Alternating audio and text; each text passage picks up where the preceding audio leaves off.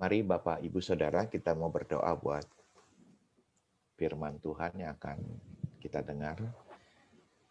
Bapa yang baik, kami percaya firman-Mu adalah jawaban atas setiap persoalan hidup kami. Dan firman-Mu pasti menjadi terang buat kegelapan dunia ini. Dan kalau ada terang Tuhan, kami percaya kami tidak akan takut. Kalau ada terang firman Tuhan, kami percaya jalan kami tidak akan tersesat. Dan kalau ada terang firman Tuhan, hidup kami pasti penuh sukacita. Urapi setiap kami mendengar firman-Mu, baik yang ada di rumah maupun dalam perjalanan, ataupun yang onsite bersama-sama beribadah di gereja, walaupun dalam jumlah yang terbatas. Dalam nama Tuhan Yesus Kristus kami siap mendengar firman ini. Amin. Shalom saudara. Kalau ngelihat Om Vitalis rasanya jadi muda terus ya Om ya. Kalau udah disuruh tiup sangkakala tangannya begini ya. Luar biasa. Tetap sehat ya Om. Tante Siti, apa kabar? Nggak kedengeran suaranya. Saudara, mari bersama-sama kita siapkan Alkitab kita di dalam Mazmur pasal yang ke-34 sebagai renungan firman Tuhan di saat siang ini. Mazmur 34 ayatnya yang ke-12 sampai dengan ayatnya yang ke-15.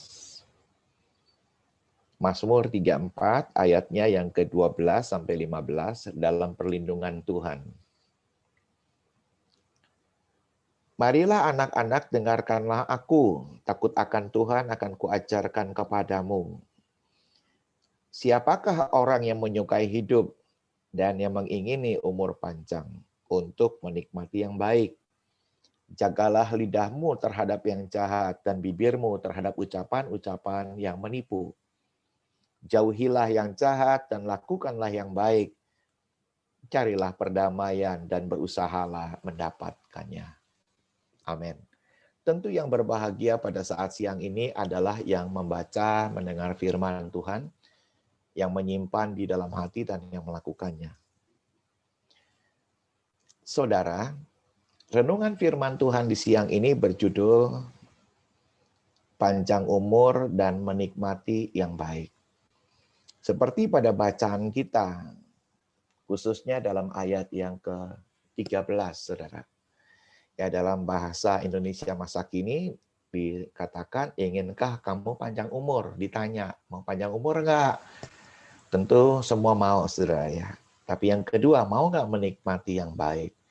Jadi dalam Alkitab bahasa Indonesia masa kini kelihatannya lebih nonjol gitu. Pertanyaan ini, mau enggak panjang umur dan menikmati yang baik? Pada kitab Amsal, panjang umur itu dibedakan dengan lanjut usia. Ya, saya lihat Om Vitalis ini dua-duanya ya. Lanjut usia pasti itu di atas 50 ya Om. Enggak, di atas 60. Mungkin juga di atas 70. Ini lanjut umur, Saudara. Lanjut usia ya, tapi ada kata panjang umur, ada lanjut usia ya. Jadi kalau lanjut usia itu jumlahnya, Saudara, angkanya. Aduh, Tuhan kepengen kayak Om ya. Dia sudah masuk anugerah 1, Saudara. Ya, ada satu oma Kristin bersaksi di GPI Nafiri Allah. Dia berkata, saya udah terima 3 anugerah. Kenapa? Karena umurnya 92. Anugerah pertama dia sudah melewati umur 70, dia bilang. Anugerah kedua sudah menikmati umur 80, Saudara, Mazmur 90 itu ya.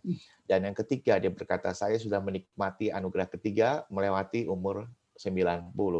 Karena udah 92 tahun. Ya, saya percaya Om Vitalis udah lewatin anugerah 1. Ya. Tapi panjang umur dalam kitab Amsal sedikit dibedakan dengan lanjut usia. Panjang umur bicara tentang long lasting. Jadi long lasting itu bisa dipakai dalam jangka panjang ya. Jadi awet kira-kira gitu. Jadi walaupun sudah 70 tapi masih kepake ya dalam pelayanan, kesaksian, jadi berkat. Ya, minta maaf, ada orang yang di umur 50 udah nggak bisa buat apa-apa. Tapi kita mau panjang umur, long lasting. Kita tetap bisa melayani Tuhan, jadi berkat buat banyak orang. Amin, saudara. Mari sama-sama kita perhatikan renungan firman Tuhan siang ini. Ada 3 syarat untuk kita bisa mengalami panjang umur, ya, long lasting. Ya, syukur-syukur lanjut usianya sampai seperti Om Vitalis, Tante Siti, ya. Tapi yang penting sehat dan bisa menikmati hidup, saudara. Nah, ada 3 syarat untuk mengalami panjang umur dan menikmati yang baik. Dimulai dengan ayat 12. Marilah anak-anak. Jadi firman Tuhan mengajak kita, marilah anak-anak. Nah, kata anak kita ditempatkan karena kita punya Bapa. Jadi ini adalah hal yang pertama. Kalau kita ingin panjang umur dan menikmati hidup kita, perlu digembalakan. Status kita walaupun sudah seperti Om Vitalis, tapi sebagai jemaat, sebagai anak. Kita punya Bapa rohani. Ya, kalau gereja Tuhan di Jatinegara Timur, gembalanya Ko Yuyung, ya berarti walaupun kita lanjut umur 70 tahun lebih, tapi sama gembala yang lebih muda, tetap kita punya submit, penundukan diri. Kita perlu digembalakan. Kenapa kita perlu digembalakan? Karena tujuan hidup kita itu surga. Nah, kalau bicara surga, gereja, firman Tuhan, disitulah kabar tentang surga. Tujuan hidup kita adalah surga, bukan Roma. Nah, kalau dunia berkata ya semua orang menuju ke Roma. Nah, kita beda nih, kita bukan Roma, kita surga, saudara. Ya, di masa pandemi ini orang sulit ke Roma, tapi di masa pandemi ini orang gampang ke surga. Amin, saudara. Orang gampang ke surga. Kita perlu digembalakan karena meski tua, meski kita lanjut usia, tapi belum tentu kita dewasa, ya. Nah, bersyukur kalau dua-duanya lanjut usia tapi dewasa. Tanda-tanda orang dewasa mandiri. Tanda-tanda orang dewasa nggak gampang iri hati. Tanda-tanda orang dewasa selalu hidupnya berdampak, kepengen jadi penolong, heroes, jadi pahlawan buat orang lain. Ya, jadi Tuhan kepengen kalau kita digembalakan bukan hanya umur nambah, tapi kedewasaan pun bertambah. Kenapa kita mesti digembalakan? Karena walau banyak harta, itu tidak akan dibawa. Ya, ada orang-orang menumpuk harta sampai capek di dunia, mati pun tidak bawa apa-apa. Bukan berarti kita nggak boleh kaya, tapi biar apa yang Tuhan beri di dunia ini kita bisa kelola. Ya, makanan secukupnya, minuman secukupnya, ya kita punya banyak juga yang kita makan nggak banyak. Kita punya rumah besar, tapi kalau kita punya kamar juga ya cuman segitu, apalagi ranjangnya. Wah, ranjang saya Pak ukurannya 5x5. Ya jarang banget saudara ya. Yang paling gede 2x2. Tapi yang kita tidurin kan paling berapa ya? 1 meter kali 2 meter. Atau seluas 2x2. Cuma itu. Ya. Pendeta Bikman Sirait berkata, kadang-kadang hidup kita Kristen, apalagi pemimpin Kristen atau gembala, kita suka miris. Kita suka miris, suka sedih. Kenapa? Karena tuh kenyataannya kenapa jemaat lebih kaya dari kita. Soal harta, jemaat kok lebih sehat dibanding kita, kata pemimpin Kristen. Jemaat kok lebih terkenal dibanding kita. Nah, kata Pak Bikman Sirait, jangan heran, itu adalah common grace. Itu adalah anugerah umum, di mana setiap orang kalau dia rajin, kerja keras, pasti bisa dapat lebih. Kalau dia mau bangun pagi juga sesudah bersekutu dengan Tuhan, dia olahraga, dia jaga makanan, istirahatnya juga cukup, dia berhak untuk hidup sehat. Nah, kalau dia bergaul, apalagi bergaul di lapisan-lapisan yang lebih hebat, akhirnya terkenal, supaya dipanggil ke istana, ya jadi temannya gubernur, itu pun common grace, anugerah umum, kita bisa seperti itu. Jadi pendeta jangan sedih kalau jemaatnya hebat-hebat. Mestinya pendeta belajar dari mereka. Gimana caranya kerja keras seperti mereka. Tapi andaikan pun seorang pendeta nggak bisa mencapai itu, kata Pak Bikman Sirait. Tapi satu yang kita nggak boleh kalah sebagai pendeta. Sebagai gembala, kita nggak boleh kalah. Mungkin soal kekayaan kita kalah. Soal terkenal kita kalah. Tapi satu kita nggak boleh kalah, soal moralitas. Jadi moral kita sebagai pemimpin Kristen harus lebih dari jemaat. Kalau jemaat masih suka suap, suka nyogok, kita nggak boleh sebagai pendeta. Kalau jemaat masih suka bohong, kita nggak boleh bohong. Kalau jemaat mungkin masih suka ngedipin mata untuk perempuan lain, padahal sudah punya istri. Pendeta nggak boleh. Kita mesti punya moralitas yang lebih dibanding mereka. Dan Pendeta Bigman berkata, kalau nggak lebih jangan jadi pendeta. Saudara, kita mau digembalakan. Kenapa? Karena walaupun banyak harta, tidak akan banyak yang dibawa. Kecuali kalau harta itu kita bisa kelola. Dan orang bisa mengelola harta di dunia ini. Dia bisa jadi pemberi, dia bisa menolong, dia bisa menjadi orang yang menabur hartanya untuk gereja, hamba Tuhan di daerah. Itu hanya mungkin kalau dia digerakkan oleh firman Tuhan. Dan firman Tuhan itu ada di gereja. Dan mulut hamba-hambanya dipakai oleh Tuhan untuk menyampaikan itu, sehingga hati kita akhirnya di sini terjamah, kita tidak lagi minta maaf, tidak lagi serakah, dan tidak lagi egois. Kita perlu digembalakan karena kendati mungkin anak-anak kita ada yang nggak sayang sama kita alias durhaka. Tapi Allah tetap setia. Berapa banyak orang-orang tua di masa-masa sekarang ini sedih banget. Kenapa? Karena anak mantu cucunya nggak mau ketemu lagi sama dia. Udah berbulan-bulan katanya takut ketularan, saudara. Yang lain lagi berkata aku sibuk, Ma. Yang lain lagi mungkin sama sekali telepon enggak, datang juga enggak. Aduh, bahkan ada anak yang berkata, dulu aja waktu saya kecil mama papa pergi terus. Aduh, seperti ada nuansa balas dendam sampai orang tuanya nangis. Saya kunjungi berkali-kali, saya peluk, ya udah lebih tua mungkin dari Om Vitalis, udah umurnya nyaris 90 tahun. Jadi penghiburan saya adalah biarin kalau ada anak seperti itu, jangan benci, jangan dendam. Ampuni. Masih ada yang setia, Bapa di sorga. Nah, bukti Bapa di sorga setia, saya mau datang, saya bilang walaupun bukan mama saya. Bukti Bapa di sorga setia, masih banyak tetangga-tetangga yang peduli nemenin secara bergilir, saya bilang. Jadi kita mungkin tanda petik kehilangan anak pada nggak mau datang, tapi Bapa di sorga yang setia nggak kehilangan cara untuk menolong kita. Nah, kabar baik itu ada di gereja, bersumber dari Alkitab. Kita jadi berpengharapan lagi, saudara. Ya, betul mungkin ada anak-anak melupakan kita, tapi Bapa tetap setia. Saudara, penggembalaan bisa terjadi kalau kita dekat dengan gembala. Jadi bukan hanya warga mana nih, Jatinegara, gerejanya Maria Betania, GBI Jatinegara Timur, terdaftar tapi nggak pernah ikut ibadah, walaupun sekarang zamannya online juga nggak pernah buka Zoom, terdaftar tapi nggak ikut ibadah, bukan itu. Tapi yang digembalakan adalah yang dekat dengan ibadah, yang dekat dengan suara gembalanya. Jadi kegiatan-kegiatan kita mesti ikut, walaupun mungkin nanti ada kegiatan doa, ada lagi kegiatan sharing, kayak kebaktian komsel, begitu kita ikut. Karena di mana kita sering dengar suara gembala, kita akan kenal gembala. Dan kalau kita kenal gembala, kita akan mengasihi, kita akan mencintai gembala kita.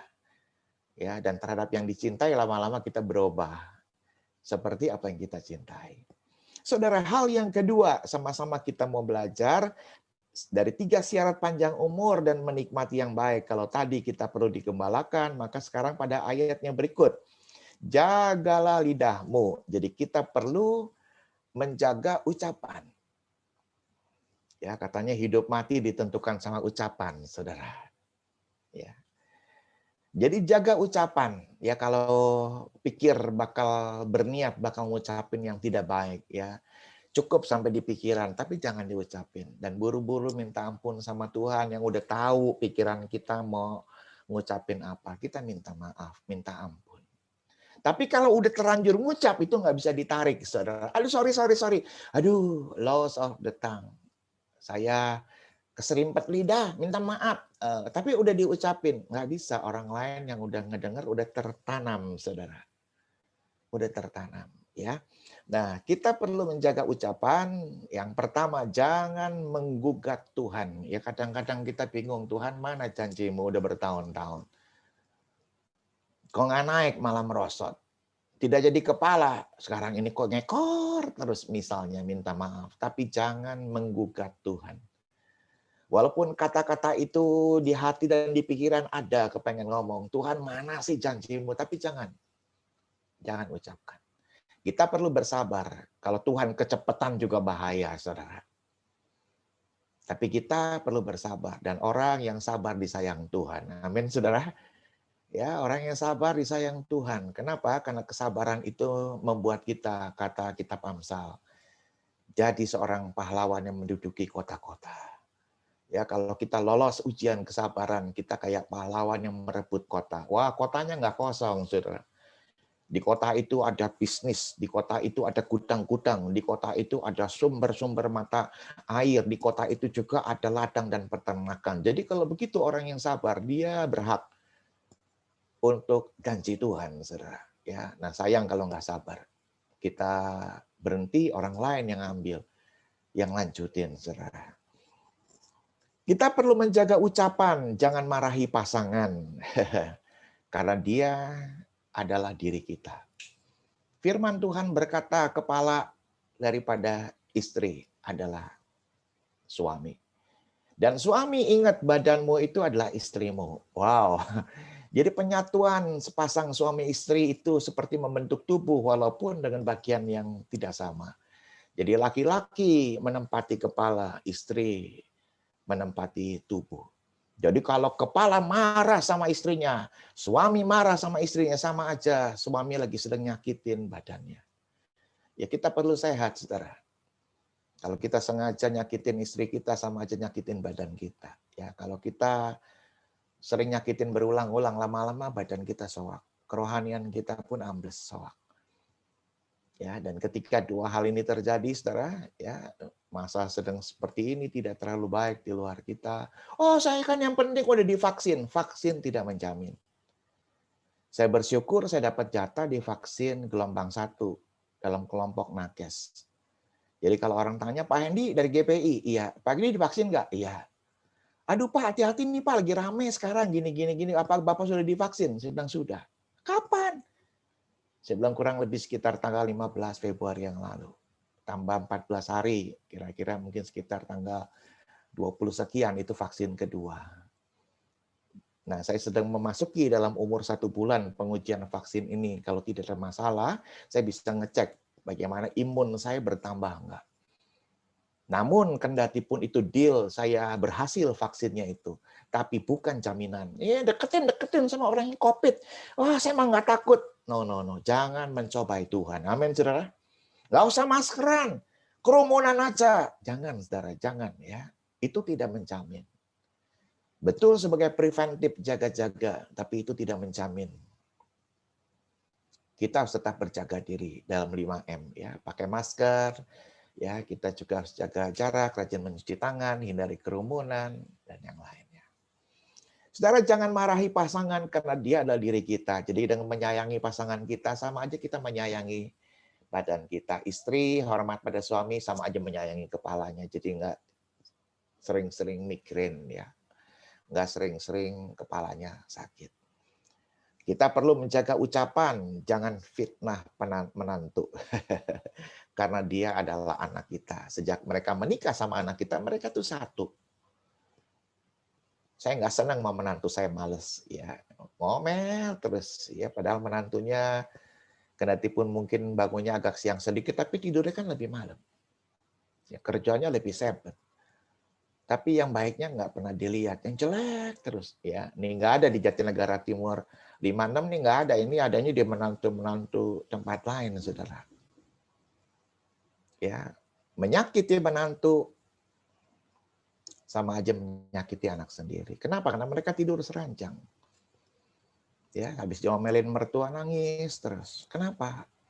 Nggak apa-apa. Ayo mesti ngomong. Akhirnya ngomong. Ya, akhirnya suami jadi sedih. Kenapa kok mama kayak gitu? Ini bukan baru sehari 2 hari nikah. Ini udah punya anak 4, masih kayak gitu mama.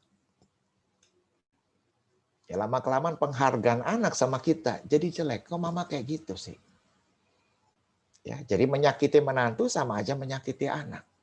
Dan kalau sampai menyakiti anak, jangan lupa anak masa depan kita. Kita perlu menjaga ucapan, jangan maki-maki pembantu, karena dia adalah hamba Allah. Ya, jadi kalau pembantu sering dipuji, ya pembantu sering diberikan apresiasi, ya berbagi saran sedikit, pembantunya betah, pembantunya kerjanya semangat, saudara. Nah, kalau pembantunya kerjanya betah, kerjanya semangat, bahkan kerjanya berkualitas, bukankah itu sangat meringankan kita? Ya, dulu saya punya sopir udah 15 tahun. Ya mungkin kalau Pak Toto di keluarga Koyuyung udah lebih dari 15 tahun kali ya. Nah, kami dari Kesia dilahirkan pembantu sopir itu ada, ya cukup lama 15 tahun. Kalau udah dia bawa mobil, saya tinggal tidur. Ya pagi-pagi dia datang, dia bukan hanya bersihkan mobil, tapi motor pun dia cuci. Kami punya sepeda pun dicuci, teras disorotin. Rajin, saudara. Ya, jadi saya juga nggak pelit, saudara. Jadi bukan hanya waktu jalan, di rumah pun kalau ada apa bagi. Ya, sampai anak-anaknya pun, ya anak kami minum susu, anaknya dia kita beliin susu, saudara. Ya. Sampai lahir anak ketiganya dia, ya kami semua lahir tiga-tiga anak tuh sesar. Ya ternyata dia pun istrinya melahirkan anak ketiga itu sesar. Ya dan kami sarankan untuk operasinya di rumah sakit swasta supaya lebih aman. Lebih mahal, saudara. Tapi kami dukung, kami support. Ya kenapa? Karena kami mengasihi dia. Dia adalah hamba Allah. Ya dengan bantuan dia banyak kerjaan saya tertolong, saudara. Ya dia bukan hanya adanya di belakang setir. Ya untuk tugas-tugas yang sifatnya simpel, ya dia perginya naik motor, saudara. Ya ayo ke sana ke bank, ayo ke sana ke pasar. Ya aduh, saudara luar biasa. Dia hamba Allah. Dia bukan Kristen, tapi dia adalah hamba Allah.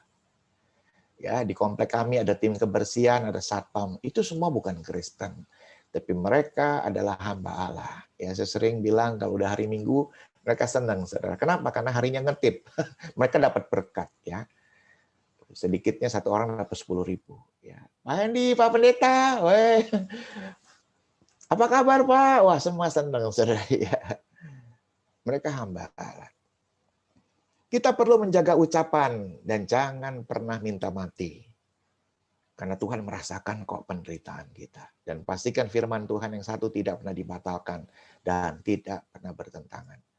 Pencobaan-pencobaan yang kamu alami tidak akan melampaui kekuatanmu. Jadi Tuhan punya ukuran. Aduh, udah nggak kuat Tuhan. Ya Tuhan diam aja, saudara. Tapi sampai kita nangis, sampai angkat kedua tangan, sampai kita bilang, Tuhan jawab dong Tuhan, saya udah nggak kuat. Tuhan tersenyum dan Tuhan cuma berkata, aku tahu kamu masih kuat. Mana buktinya? Kalau aku masih kuat, ya buktinya kamu masih ngomong. Karena kalau udah nggak ngomong, udah nggak kuat. Buktinya masih ngomong. Buktinya masih bisa angkat tangan. Buktinya masih bisa teriak. Jadi jangan minta mati. Karena Tuhan tahu ukuran beban yang kita sedang alami. Dan jangan asal janji atau bernasar. Nanti kalau kejual rumahnya nih Tuhan, 20% deh buat gereja. Nanti nih Tuhan, kalau sampai sakitnya sembuh nih Tuhan. Wow, jangan cepat bernasar. Kenapa? Takutnya nanti ketika kita betul-betul diberkati, betul-betul dikabulkan doanya, kita lupa takutnya. Dan nasar atau janji itu bukan hanya utang, Tuhan akan kejar kita. Makanya seringkali kalau yang ada masalah, saya sering tanya dari 4-5 pertanyaan. Salah satunya, kalau itu soal ekonomi, pasti saya akan tanyakan bayar per puluhan enggak. Kemudian bagaimana hubungan seksmu? Ya, selanjutnya kamu punya musuh enggak dengan apalagi dengan orang tua. Nah, biasa salah satu pertanyaan itu saya akan tanyakan juga pertanyaan ini, Saudara. Kamu pernah janji enggak sama Tuhan? Waktu nggak punya apa-apa, waktu belum jadi orang kaya, pernah janji nggak sama Tuhan? Coba nengok sebentar ke belakang. Dia diam aja, iya Pak. Saya bilang, apa janjinya? Ya dulu sih Pak, tapi saya udah minta maaf sama Tuhan, kepengen jadi pendeta. Tapi pas nikah, dapat istri yang mungkin juga nggak mendukung saya jadi pendeta, akhirnya jadi pengusaha. Terus apa lagi? Ya Pak, saya pernah waktu ada kesulitan, saya doa kalau sampai Tuhan berkatin, saya mau berkati bangsa-bangsa, saya pengen punya 10 gereja di daerah. Saya bilang, udah. Seperti boneka kepalanya, saudara. Jadi kamu belum penuhi? Belum. Pertanyaan kecil saya, kenapa? Dia bilang karena istri saya. Dia salahin istrinya. Seperti waktu Hawa bersalah, dia salahin Adam, saudara. Ya. Mereka saling salah-salahan. Ya. Saudara, jangan sembarang ucap, saudara. Jangan sembarang bernasar, karena Tuhan akan tuntut. Walaupun ada pemaafan, tapi sebaiknya janganlah. Kenapa? Karena kalau enggak dipenuhi, terjadi benturan, ya, terjadi kecacar harta kita. Baru sadar, sayang, kan udah keburu rugi. Tapi kalau kita nggak janji, nggak bernasar, tapi waktu kita diberkati spontan ngasih, wow, yang seperti ini malah menurut saya lebih mulia, saudara. Kenapa? Karena ada di hati, saudara. Terpendam ya di sini di hati yang suci, ya, nggak sesumbar. Mari yang terakhir, saudara, dalam ayat yang ke-15, syarat yang ketiga untuk panjang umur dan menikmati hidup. Pada ayat 15. Izinkan saya mengatakan kalimat ini, yaitu kita perlu membangun hidup kerukunan. Ya, jadi kita perlu membangun hidup dalam kerukunan. Ada kata carilah perdamaian. Keindahan diukur bukan sekadar dari kita kumpul, saudara, tapi keindahan diukur dari keharmonisan. Ya, ini kita kumpul nih, saya hitung-hitung hampir 20 orang. Kalau kita onsite mungkin bisa lebih. Ini ampun penuh tempatnya, tapi apakah harmonis? Ya, kumpulnya lumayan banyak. Apakah harmonis? Harmonis berarti ada senyum, sapa, harmonis berarti ada canda, ceria. Ya, harmonis berarti ada, kalau enggak lagi sedang pandemi, sesama jenis rangkulan, cipika-cipiki. Harmonis artinya walaupun ibadah udah selesai, enggak kepengen pulang, saudara. Ya masih kepengen duduk, pantatnya masih lengket, saudara. Masih kepengen cerita gitu. Harmonis artinya beribadah tidak dengan tangan kosong. Ya bukan hanya kita bawa persembahan, tapi juga bawa makanan, saudara. Supaya apa? Supaya bisa dinikmati sama-sama. Itu harmonis. Saling menguatkan. Waduh, saudara, rasanya ini jadi keluarga kedua deh. Kepengennya ibadah terus tiap hari, saudara. Jadi kerukunan yang pertama, keindahan diukur dari keharmonisan, bukan sekedar kumpul. Dan kedewasaan kita diukur dari pengampunan, ya, berkenaan dengan kita mau hidup rukun, ya, maka hidup kita juga jangan sampai ada musuh. Ya, kalau kita di mana-mana ada teman jadi saudara, aduh rasanya enak. 2 tim kita lagi sedang keliling Mentawai. Saya dapat sumbangan buku dari toko buku Immanuel, 30 set. Ya, satu set itu 3. Bukunya tebal-tebal, saudara. Saya bilang, Pak John, ini buat di mana? Kasih Mentawai, Pak. Bapak yang lebih tahu silahkan bebas. Bapak mau kasih siapa aja. Saya bilang Mentawai itu 3 kepulauan besar. Boleh nggak? Setiap pulau ini saya jatahkan 10 paket, 10 paket, 10 paket. Dan paket ini dalam setiap pulau kita akan cari gembala yang gerejanya kecil, tapi gerejanya kepengen bertumbuh dan gembalanya suka baca. Boleh nggak? Silahkan Pak Hendy. Nah, maka dari itu kami lepas 2 orang untuk masuk ke zona itu, ke pedalaman. Ya, mereka naik sepeda motor. Nggak nyampe, berhenti, mereka jalan kaki. Kenapa? Karena tempat yang mesti nyeberangi jembatan ada di Pematang dan sebagainya. Jauh. Saya bilang, temukan gembala itu. Dan pastikan mereka belum pernah dapat berkat dari yayasan kami. Karena kami sering mission trip, ada gereja yang kami kunjungi, udah dapat gitar, udah dapat Alkitab studi, udah dapat Alkitab sedang. Mungkin jumlahnya, kalau Alkitab sedang bisa 20-an. Gitar biasanya 1, Alkitab studi untuk gembala 1. Nah, usahakan gereja yang kamu kunjungi yang belum dapat berkat dari kita. Jadi ini jatah yang kita bawa buat mereka. Jangan lupa foto. Zaman sekarang foto gampang dari handphone. Jangan lupa minta tanda terima, karena saya mesti lapor ke toko buku Immanuel. Dan kemarin bukan hanya tanda terima, dibikin video. Saya kasih ke Pak John, pemimpin toko buku Immanuel. Dia senang banget. Ya, dia punya toko buku, dia penerbit. Mungkin juga dia punya buku dalam jumlah yang berlimpah. Dia nggak bisa ke Mentawai, tapi dia bisa kerja sama sama tim kita. Dan buku itu sekarang sudah sampai di tempat pelosok, ya, tempat yang jauh. Nah itu semua terjadi, kenapa? Karena kita punya banyak sahabat, nggak banyak musuh. Akibatnya cukup telepon, cukup guide, tuntun mereka setiap kali ada sinyal mereka berhenti. Tadi sebelum ibadah, makanya saya celungak-celinguk, kenapa? Karena ada telepon, mereka akan kembali ke base camp. Pak, ini semua titik udah selesai, kami sudah selesai ibadah raya, kami akan kembali ke radio. Saya bilang, cuaca agak mendung, saya bilang sekarang berangkat, jangan keburu hujan. Jadi kami monitoring, saudara, walaupun kami di Jakarta, kami kerjasama dengan mereka.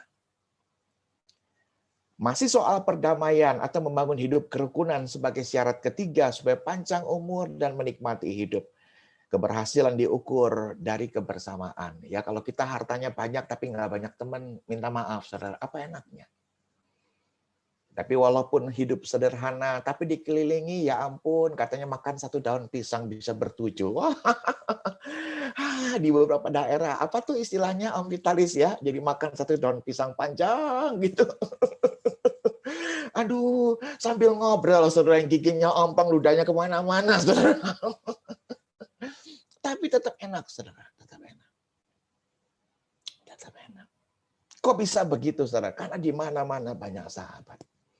Jadi keberhasilan diukur dari kebersamaan. Mau kerjain apa aja ada yang bantu. Ya, orang nggak masa bodoh. Bahkan orang nawarin diri. Mau dibantu apa lagi? Waduh, senang rasanya, saudara. Jangan kalau kita lewat semua pada melenggok, saudara, seolah-olah nggak ada kita, saudara. Ya, kalau gereja, kehidupan kita, rumah tangga dikelilingi banyak teman, maka nggak heran kalau kita mau pergi ke daerah, ke luar negeri, ataupun kemana. Rumah kita pasti ada yang bantu lihat. Anak-anak kita ada yang bantu juga temenin. Ada banyak orang. Kita perlu membangun kerukunan. Kenapa? Karena kenikmatan diukur dari kesehatian. Betapa indahnya kalau sehati. Ya, kerja apa-apa aja sehati. Ya, jadi kenapa ada ibadah ini? Karena sehati. Ya, orang-orang yang sudah lanjut umur, kadang-kadang gaptek, nggak gampang pencet-pencet video. Jangan kecilin mereka loh, anak cucunya pintar. Jadi Om Vitalis tetap ada di depan layar, Tante Siti ada di depan layar. Weh, pada hebatnya opa-oma kita. Udah mantap teknologi. Belum tentu, tapi mereka dikelilingi oleh keluarganya. Tadi juga saya gitu. Sempat saya ngomong sama Pak Wayan, minta maaf, ini kameranya belum bisa nih. Maka dari itu saya sedang matiin speaker. Tapi di sini saya teriak-teriak, Jo. Ya kenapa Pak? Kamera. Makanya tadi sempat di awal saya berdua sama dia. Kenapa? Dia yang betulin. Jadi walaupun mungkin kita di era 50 tahun ke atas kita gaptek, untuk ngejar teknologi mungkin juga terlalu lambat. Tapi jangan takut. Kesehatian kita sama anak-anak, kesehatian kita sama teman-teman, semua akan saling support. Supaya terlaksananya ibadah ini. Bayangkan kalau anak-anak masa bodoh, nggak sehati dengan ibadah di SOM ini. Mereka akan pura-pura budak pakai ini, saudara, earphone. Ya mereka nggak peduli. Tapi saya bersyukur mereka dipanggil, mereka datang. Mereka cepat-cepat. Papa jam berapa sih? Saya bilang 10.30. Wah, udah telat 2 menit. Saya bilang, iya bantu Papa. Ya, bukan kebetulan dia sekolah di teknik elektro, yang mungkin buat dia nggak terlalu sulit. Tapi buat saya itu amazing. Ya kalau saya disuruh kutak-kutik bahkan nanti jadi nggak khotbah, saudara ya. Aduh, udah keringetan, basuh basah, tapi juga nggak tampil mukanya, saudara. Sebuah kesehatian sangat menolong sebuah pekerjaan besar.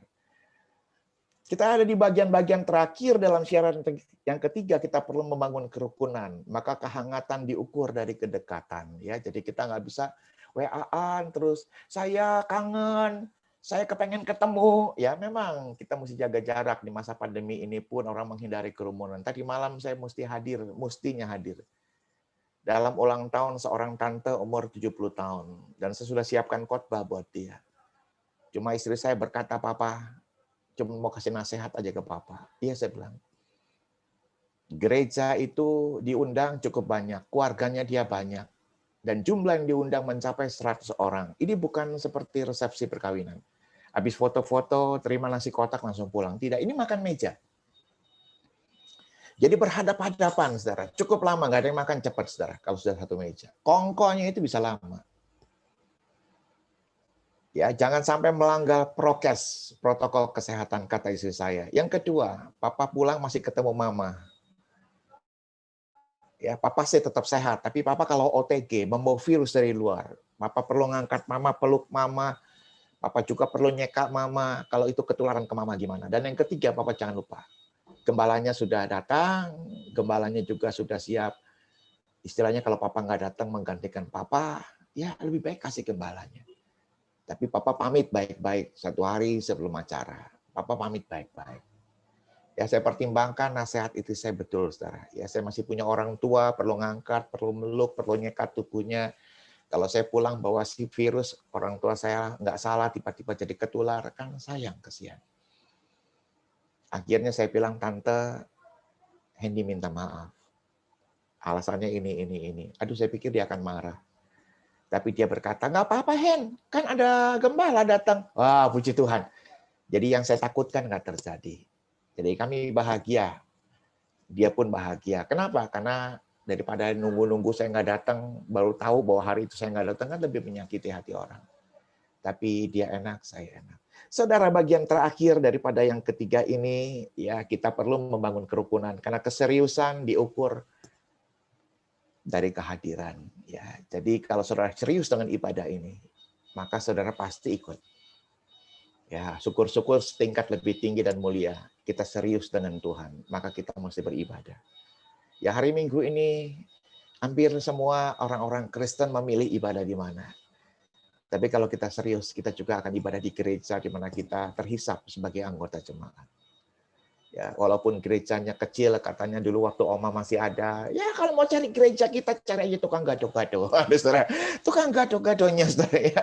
Saya beli gado-gado satu saat, tukangnya begitu baik kepada saya. Pak Hendy, nggak masuk dulu ke dalam. Jangan bilang-bilang saya beli gado-gado. Tukang gado-gadonya langsung bilang apa? Tuh, lihat atas, katanya.